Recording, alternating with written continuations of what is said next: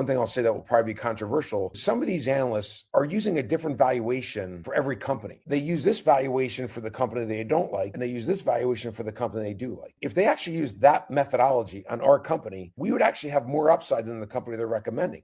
Hey guys, it's Che here. I am so excited at what we have to share today. Wall Street says SoFi is risky, underperform, neutral. But when you open the filings, they're buying millions of shares.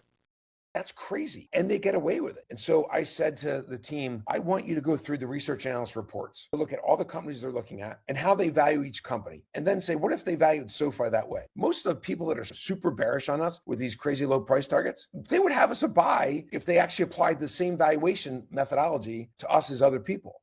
Let's start with UBS. Their analysts keep SoFi at neutral and even cut the price target down into the mid-20s.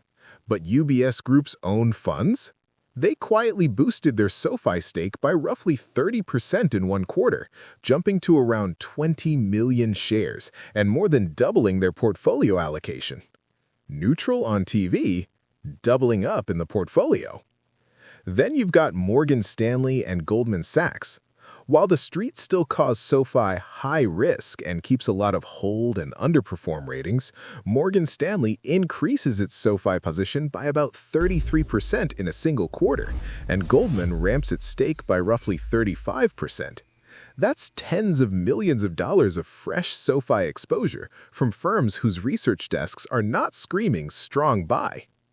Even Charles Schwab Investment Management quietly adds to SoFi, nudging its holdings up to more than 6 million shares, worth well over $100 million at recent prices, while the broader analyst consensus still sits at just a simple hold. So, on one side, you hear underperform, neutral, be careful.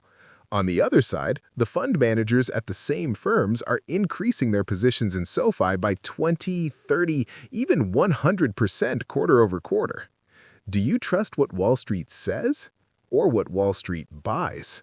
Some want to do it on tangible book value, and they're like, well, it's like a bank and its returns aren't 20, 30%, so they want to put 2 times book value on it. That's just self-serving. That's not taking risk. That's not helping their customers, their clients. Not acknowledging the growth rate of one company versus the next is just idiotic. We're going to start actually publishing our point of view on someone else's research. At the end of the day, we got to stand up and defend our company. That may require us to tell people, you're wrong.